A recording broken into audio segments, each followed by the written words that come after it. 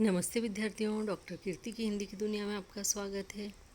आज मैं आपके लिए कक्षा 12वीं हिंदी युवक भारती इसका 5वां अध्याय उसमें से गुरुबानी यह लेकर आई हूँ, जिसे लिखा हुआ है गुरु नानक जी ने।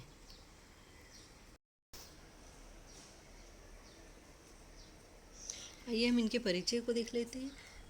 कवि का परिचय इस तरह से: गुरु नानक जी का जन्म 15 अप्रैल 1469 को रावी नदी के किनारे तलवंडी नामक गांव में हुआ।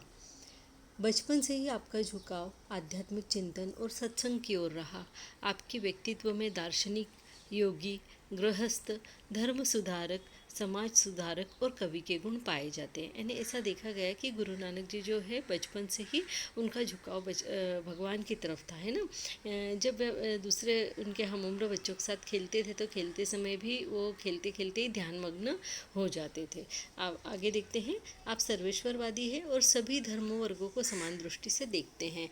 आपने विश्व बंधुत्व के विचार की पुष्टि की है। आपके भावुक और कोमल हृदय ने प्रकृति से एकात्म होकर जो अभिव्यक्ति की है वह अनूठी है।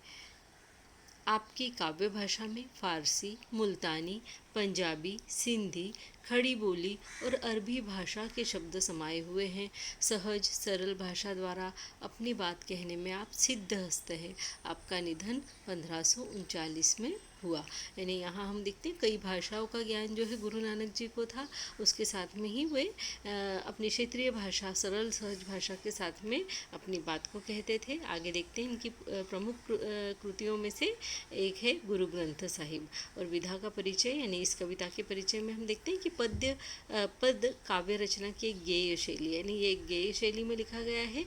इसके विकास का मूल स्रोत लोकगीतों की परंपरा ही माना जा सकता है, यानी लोकगीत जैसा ही ये होता है। हिंदी पद शैली में विभिन्न छंदों का प्रयोग अनेक निश्चित रूपों में हुआ है। हिंदी साहित्य में पद शैली की दो निश्चित परंपराएं मिलती है। एक है संतों की सबद और दूसरी कृष्ण भक्तों की परंपरा। यानी संतों की सबद के अंदर गुरु नानक जी आते हैं और कृष्ण भक्तों की परंपरा में हम जैसे मीराबाई वगैरह को देखते हैं ना। पाठ परिचय में हम देखते हैं प्रस्तुत दोहों तथा पदों में गुरु नानक ने गुरु की महिमा, कर्म की महानता, सच्ची शिक्षा आदि विषयों पर अपने विचार व्यक्त किए हैं। मनुष्य के जीवन को उदात्त और चरित्रवान बनाने में गुरु का मार्गदर्शन, मनुष्य के उत्तम कार्य और सच्ची शिक्षा का बहुत बड़ा योगदान रहता है। यानी यदि कोई मनुष्य चरित्रवान है, उसका जीवन जो है विकास के रास्ते पर चल पड़ा है, तो उसका जो उचित मार्गदर्शन होता है वह किसकी तरफ से किया गया होता है? उसकी गुरु की तरफ से, उसकी सच्ची शिक्षा की तरफ से। गुरु द्वारा दिया जाने वाला ज्ञान यही शिष्य की सबसे बड़ी पूंजी होता है, क्योंकि जो शिष्य होता है वो जन्मजात तो सब कुछ सीख कर नहीं आता, इसलिए जब गुरु से सिखाते हैं तो उसे एक सही राह मिल जाती है। संसार मनुष्य की जाति का नहीं अपितु उसके उत्तम कर्मों का सम्मान करता है। ये बिल्कुल सही बात है कि मनुष्य की जाति से कोई उसका मान सम्मान नहीं करता, चाहे कितनी भी बड़ी जाति में जन्म ले लो, लेकिन अगर कर्म अच्छे तो उस व्यक्ति का सम्मान सभी लोग करते हैं। मनुष्य का श्रेष्ठत्व उसके अच्छे कर्मों से सिद्ध होता है, न कि उसकी जाति अथवा वर्ग से। गुरु नानक ने कर्मकांड और बाह्य आडंबर का घोर विरोध किया, यानी ये कर्मकांड, पूजा पाठ इसके विरोध में थे। साथ ही साथ आडंबर, दिखावे जो थे, उसका भी इन्होंने घोर विरोध किया है। आइए हम स्वाध्याय को देख लेते हैं। इसका स्वाध्याय जो है आपके टेक्स्ट बुक के पेज नंबर 25 पर दिया हुआ है। इसका पहला क्वेश्चन है आकलन के अंतर्गत 1 में अ दिया हुआ है, संजाल पूर्ण कीजिए, और उसमें हमारा क्वेश्चन दिया हुआ है नाम स्तुति के लिए ये आवश्यक है। तो नाम स्तुति के लिए, यानी ईश्वर के नाम की स्तुति करने के लिए क्या क्या आवश्यक है? मोह को त्यागना आवश्यक है, बुद्धि को श्रेष्ठ मानना आवश्यक है, प्रेम भाव को जागृत करना आवश्यक है, और सच्चे मन से गुरु से ज्ञान प्राप्त करना आवश्यक है। यानी आप जब गुरु को सम्मान देंगे, गुरु की हर बात का योग्य मान करेंगे और मानेंगे उनको, तो ये गुरु से सच्चे मन से ज्ञान प्राप्त करने का एक तरीका होगा। आगे का क्वेश्चन देखते हैं। कृति पूर्ण कीजिए। इसमें आकाश के दीप, ये पहला क्वेश्चन है। तो आकाश के दीप यानी आकाश के दिए कौन है? तो आकाश में सूर्य एक दिए के समान है और चंद्रमा भी एक दिए के समान है। दूसरा क्वेश्चन आगे का देखते हैं। शब्द संपदा के अंतर्गत 2 में दिया है, लिखिए प्रत्यय युक्त शब्द। अब दान, दया, गुण, अंतर, ये शब्द जो है हमको यहाँ पर दिए हुए, दान, दया, गुण, अंतर। अब हमको इनके प्रत्ययुक्त शब्द बनाना है। दान में अगर ई की मात्रा लगा देते हैं तो दानी बन जाता है, ई प्रत्यय लग जाता है। दया में ऊ लगा देते हैं तो दयालु ऐसा प्रत्यय बन जाता है। गुणवान में वान लगा देते हैं तो गुणवान प्रत्यय, वान जो है प्रत्यय हो जाता है। और अंतर में अंतर्गत ये लगा देते हैं तो क्या हो जाता है, प्रत्ययुक्त शब्द हो जाता है। उसी तरीके से हम देखते हैं कि दान से हम दानवीर भी बना सकते हैं, दया से दयावान भी बना सकते हैं, गुण से गुणवंत भी बना सकते हैं, और अंतर से हम अंतराल भी बना सकते हैं। आगे का क्वेश्चन देखते हैं। गुरु बिन अभिव्यक्ति के अंतर्गत तीसरा नंबर क्वेश्चन है, उसमें अ नंबर दिया है। गुरु बिन ज्ञान न होई, उक्ति पर अपने विचार लिखिए। आइए हम इसको देख लेते हैं किस तरीके से लिखा जा सकता है। मैंने इसको इस तरीके से लिखा हुआ है कि मनुष्य का जीवन एक पाठशाला है। विद्यार्थियों, इसको शुरू करने से पहले मैं आपसे एक रिक्वेस्ट करना चाहती हूँ कि मेरे इस चैनल को देखकर ऐसे ही आगे मत बढ़ जाइए, बल्कि इसे सब्सक्राइब कीजिए, लाइक कीजिए, हो सके तो अपने फ्रेंड्स के साथ में शेयर ज़रूर कीजिए, क्योंकि मिल बांट कर पढ़ने से ज्ञान बढ़ता है, कभी भी कम नहीं होता। इस बात को हमेशा ध्यान रखिए। आइए देखते हैं। गुरु बिन ज्ञान न होई, उक्ति पर विचार लिखे। मनुष्य का जीवन एक पाठशाला है। वह अपने जीवन में निरंतर सीखता रहता है, यानी मृत्यु तक, हम अंतिम दिन तक, अंतिम क्षण तक जो है सीखते ही रहते हैं। हमारा जीवन ही एक पाठशाला है। सर्वप्रथम उसकी गुरु उसकी माँ होती है, फिर प्रकृति, प्रकृति भी हमें बहुत कुछ सिखाती है, और विद्यालय में गुरु, अर्थात जिस किसी से भी हम कुछ ना कुछ सीखते हैं वे हमारे गुरु होते हैं। जैसे हम प्रकृति से सीखते हैं हर चीज़ को सहन करना।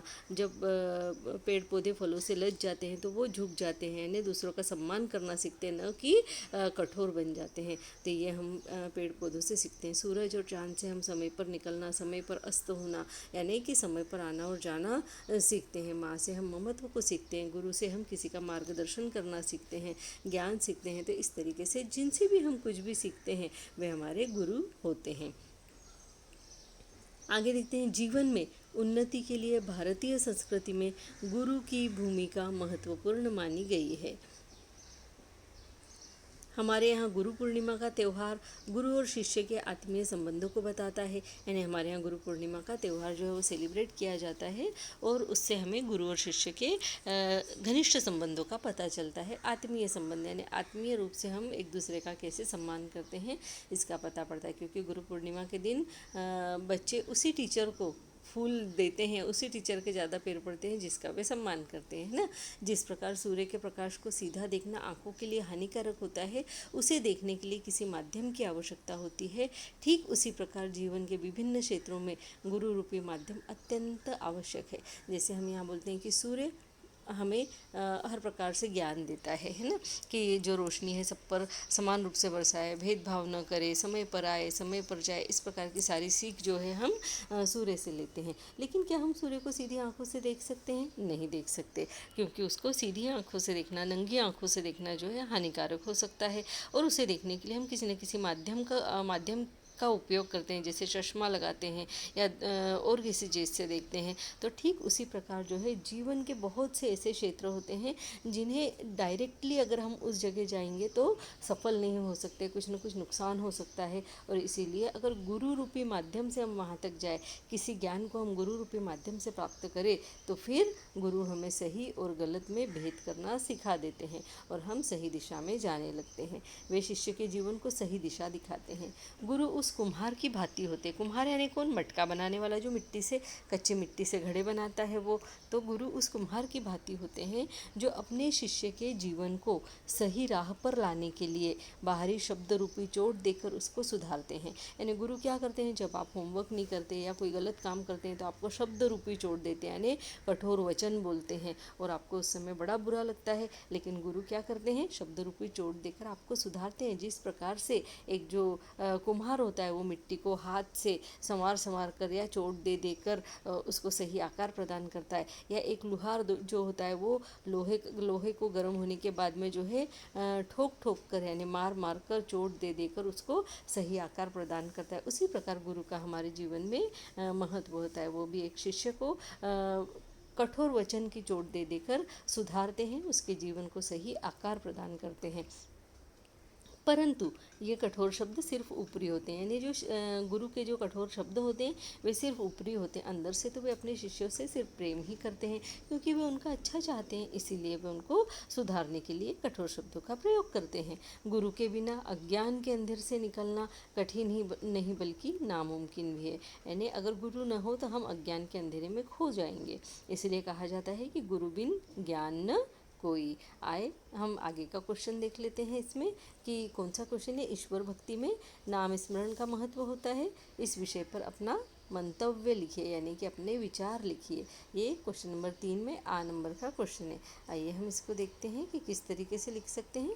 तो ईश्वर भक्ति में नाम स्मरण का महत्व होता है। ईश्वर भक्ति यानी ईश्वर की भक्ति करना, पूजा पाठ करना, नाम स्मरण यानी उनके नाम का जप करना, है ना। तो यहाँ पर हम इस तरीके से इसकी शुरुआत कर सकते हैं कि कबीरदास जी कहते हैं कि ईश्वर की सच्ची भक्ति उसका नाम स्मरण करने से ही होती है।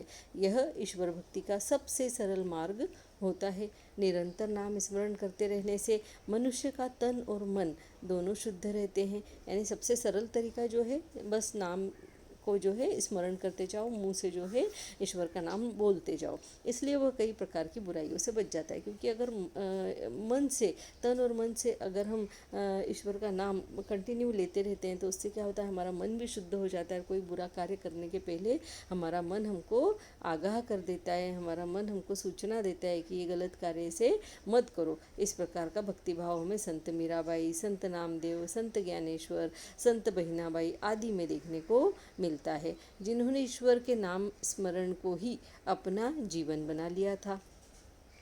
आगे हम देखते हैं, भक्ति में लीन मनुष्य सादगी पूर्ण जीवन व्यतीत करता है। उसके मन के सारे क्लेश समाप्त हो जाते हैं और उसमें सात्विक गुणों का विकास हो जाता है। यानी जब मनुष्य भगवान की भक्ति में खो जाता है तो वो सादा जीवन और उच्च विचार उसका जीवन बन जाता है। सादगी पूर्ण जीवन को वह अपना लेता है, क्योंकि उसे इस बात का पूर्ण ज्ञान हो जाता है कि दिखावे की दुनिया में कुछ भी रखा हुआ नहीं है, और उसमें सात्विक गुणों का विकास हो जाता है। ईश्वर का नाम स्मरण उठते बैठते, सोते जागते, आते जाते कभी भी किया जा सकता है। अतः हमें ईश्वर के नाम स्मरण को अपने जीवन का एक अभिन्न अंग बना लेना चाहिए, जिससे हम अपने जीवन को सुधार सके और मन को पवित्र रख सके। बिना मंदिर, मस्जिद या गुरुद्वारे जाए हम सिर्फ नाम स्मरण से भी भक्ति करके जीवन को सफल कर सकते हैं। आइए हम नेक्स्ट क्वेश्चन देखते हैं, इसके अंतर्गत हमें क्या दिया हुआ है। तो नेक्स्ट क्वेश्चन इस तरीके से है कि रसास्वादन के अंदर दिया है, चौथा नंबर क्वेश्चन है, गुरुनिष्ठा और भक्ति भाव से ही मानव श्रेष्ठ बनता है। इस कथन के आधार पर कविता का रसास्वादन कीजिए। यानी ये जो कविता है गुरु नानक जी द्वारा लिखी हुई, इसका रसास्वादन जो है हमें करना है ना। आइए हम इसको देखते हैं किस तरीके से लिख सकते हैं। तो हम पहले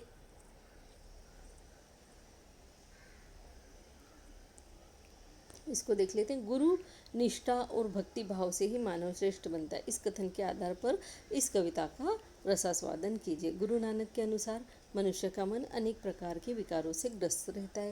यानी मनुष्य कई प्रकार के विचार सतित करता रहता है, उसका मन जो है एकाग्र नहीं रहता है ना, जिसकी वजह से वह वास्तविकता से कोसों दूर रहता है। उनका मानना था, यानी गुरु नानक जी का मानना था कि परमात्मा एक अनंत, सर्वशक्तिमान और सत्य है, वह सर्वत्र व्याप्त है। इसलिए मूर्ति पूजा निरर्थक है और नाम स्मरण ही सर्वोपरि तत्व है। यानी ईश्वर तो सभी दूर विद्यमान है, चाहे जिस चीज़ में हम देखें ईश्वर के रूप को हम देख सकते हैं। इसलिए गुरु नानक जी बोलते हैं कि फिर मूर्ति पूजा क्यों की जाए, वो तो निरर्थक है। अगर हम सामने वाले किसी भी व्यक्ति में, किसी भी वस्तु में अगर हम ईश्वर को देखने लगे तो फिर हमें मूर्ति पूजा की कोई भी ज़रूरत नहीं है और नाम स्मरण ही सर्वोपरि तत्व हो जाता है। यहाँ पे वे और कहते हैं कि और यह नाम गुरु के द्वारा ही प्राप्त होता है। उनकी 10 शिक्षाओं में से कुछ इस प्रकार है। गुरु नानक जी ने कुल 10 शिक्षाएं अपने शिष्यों को दी है और उनमें से कुछ हमने यहाँ पर लिखी है। वो इस प्रकार से कि ईश्वर एक है, पहली शिक्षा। दूसरी शिक्षा है सदैव एक ही ईश्वर की उपासना करो, है ना। तीसरा है ईश्वर सब जगह और प्राणी मात्र में मौजूद है। चौथा हम देखते हैं ईश्वर की भक्ति करने वालों को किसी का भय नहीं रहता है, परंतु अब आगे हम देखते हैं, परंतु इन सबको समझने का और इसकी गहराइयों में गोता लगाने का मार्ग हमें गुरु के द्वारा ही दिखाया जाता है। यानी गुरु होंगे तो ही हमें भक्ति की गहराई में कैसे उतरा जाता है, ईश्वर की भक्ति कैसे की जाती है, ये सही मार्ग वे हमें दिखाते हैं। अतः यदि मनुष्य की अपने गुरु के प्रति सच्ची श्रद्धा और विश्वास हो तो वह एक श्रेष्ठ मानव बन जाता है। जात पात, ऊंच नीच, छोटा बड़ा के भेदभाव से निकलकर ही मनुष्य को ईश्वर के दर्शन होते हैं। यह इस तरीके से हमने यहाँ पर इसको लिखा है। आगे का हम देखते हैं, आपके टेक्स्ट बुक के पेज नंबर 26 पर दिया हुआ है साहित्य संबंधी ज्ञान, और इसके अंदर 5वें क्वेश्चन में अ नंबर का क्वेश्चन है कि गुरु नानक जी की रचनाओं के नाम लिखिए। अब इसमें हमने आपको जो इनका गुरु नानक जी का परिचय दिया है, जीवन परिचय, उसी के अंतर्गत हमें इन रचनाओं के नाम दिए हैं। और उसमें पहला है गुरु ग्रंथ साहिब, उसके अलावा इनके ग्रंथ है को काहू को भाई, यानी कौन किसका भाई है, राम सुमीर यानी राम के नाम को जपिए, और जप्पू जी, ये एक इनकी और ग्रंथ है आदि। गुरु नानक जी की भाषा शैली की विशेषता, यानी इनकी भाषा कैसी है, इनके लिखने का जो स्टाइल है वो कैसा है, ये हमें यहाँ पर बताना है। तो हम इसमें लिखेंगे, गुरु नानक जी ने पद शैली में अपनी रचनाएं लिखी, यानी पदों में लिखी है ना। मीराबाई के पद हम देखते हैं, गुरु नानक जी के पद हम देखते हैं। यह काव्य रचना की गेय शैली है, यानी इसे गाया जा सकता है। नानक जी की भाषा सरल, सहज एवं सुबोध है। इनकी रचनाओं में हिंदी की खड़ी बोली, अरबी, फारसी, पंजाबी, सिंधी और मुल्तानी भाषाओं के शब्द आते हैं। इन्हें कई भाषाओं का ज्ञान प्राप्त था और इन्होंने इतनी सरल भाषाओं में अपनी जो है रचनाएं लिखी है कि उनको एक बार पढ़ने मात्र से हमें उसके अर्थ समझ में आ जाते हैं। आगे हम देखते हैं प्रश्न नंबर 6, निम्नलिखित वाक्यों में अधोरेखांकित शब्दों का वर्णन वचन परिवर्तन करके वाक्य को फिर से लिखिए। अब हमें यहाँ पे वचन परिवर्तन करना है। अगर एक वचन दिया है तो उसे बहुवचन में परिवर्तित करना है, और बहुवचन अगर दिया है तो एक वचन में परिवर्तित करना है। और जिस शब्द को हमें परिवर्तित करना है उसके नीचे अंडरलाइन लगाकर यहाँ दिया है। जैसे पहला है सत्य का मार्ग सरल है, तो मार्ग के नीचे यहाँ पर अंडरलाइन दिया है, तो मार्ग का हमें वचन बदलना है। तो अब मार्ग का वचन देखिए, अब मार्ग हमेशा मार्ग ही रहता है, तो अब मार्ग को अगर हम बहुवचन बनाएंगे तो किस तरीके से बनाएंगे, सत्य के मार्ग सरल है। तो यहाँ पर के सत्य के मार्ग जब हमने बात की तो एक से ज़्यादा मार्ग यहाँ पर हमें समझ में आते हैं। दूसरा क्वेश्चन हम लोग देखते हैं, यानी इस तरीके से भी हम बहुवचन बना सकते हैं, ये यहाँ पर अलग तरीका आपको बताया गया है।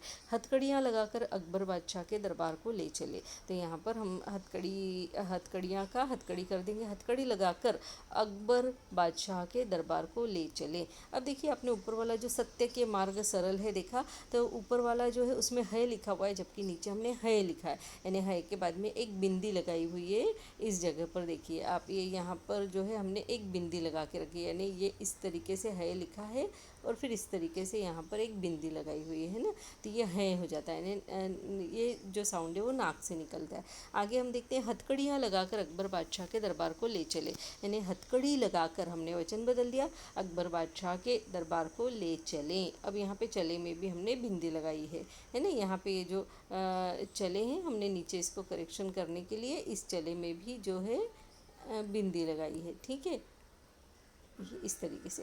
आगे देखते हैं, चप्पे चप्पे पर कांटों की झाड़ियाँ हैं, तो चप्पे चप्पे पर कांटे की झाड़ी है, ठीक है, इस तरीके से। यहाँ बिंदी दी है के बाद में हम यहाँ पे उसको हटा देंगे, क्योंकि हमने यहाँ पर एक वचन कर दिया। बहुवचन के साथ जब है लगता है तो उसके साथ में बिंदी आ जाती है। सुकरात के लिए यह जहर का प्याला है, सुकरात के लिए ये जहर के प्याले हैं, यानी यहाँ पर प्याला को प्याले कर दिया, और यह एक वचन है, ये बहुवचन है, ठीक है, और है के साथ में हमने जो है बिंदी लगा दी है।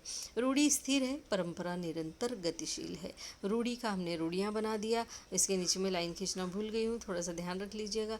परंपरा निरंतर गतिशील है, परंपरा का हमने परंपराएं कर दिया, और निरंतर गतिशील है का हमने है कर दिया है ना, बिंदी लगा दिया है। उनकी समस्त खूबियों कमियों के साथ स्वीकार कर अपना ले, यानी उनकी की जगह वैसे उनको होना चाहिए था, पर ठीक है, उनकी समस्त खूबी कमी के साथ स्वीकार कर अपना ले। खूबी कमी, खूबियों कमियों को हमने खूबी कमी कर लिया है ना। वे तो रुपए सहेजने में व्यस्त थे, हम लिखेंगे वह तो रुपया सहेजने में व्यस्त था। था, रुपया और वह, ये हमने सब एक वचन कर दिया है। ओजोन विघटन के खतरे क्या क्या है? तो ओजोन विघटन का खतरा क्या है? के का हो गया, खतरे का खतरा हो गया। शब्द में अर्थ छुपा होता है, तो शब्दों में अर्थ छुपे होते हैं। है में बिंदी लगा दी, शब्दों में शब्द का शब्दों कर दिया। अभी से उसे ऐसा कोई कदम नहीं उठाना चाहिए, तो अभी से उसे ऐसे कोई कदम नहीं उठाने चाहिए। उठाना का उठाने कर दिया हमने, है ना, और ऐसा का ऐसे कर दिया। इस तरीके से ये आपका स्वाध्याय जो है बिल्कुल अच्छे से कंप्लीट हो गया है विद्यार्थियों। मुझे पूरी उम्मीद है कि आपको गुरुबानी, यह जो अध्याय है, यह जो कविता है, खूब अच्छे से इसका स्वाध्याय समझ में आ गया होगा। अगर इसमें कुछ भी परेशानी हो, कोई प्रॉब्लम हो, कमेंट बॉक्स में लिखकर आप मुझसे पूछ सकते हैं। और मेरे इस चैनल को लाइक कीजिए, सब्सक्राइब कीजिए, हो सके तो अपने फ्रेंड्स के साथ में शेयर करना भी मत भूलिए। इसी के साथ में धन्यवाद, नमस्ते।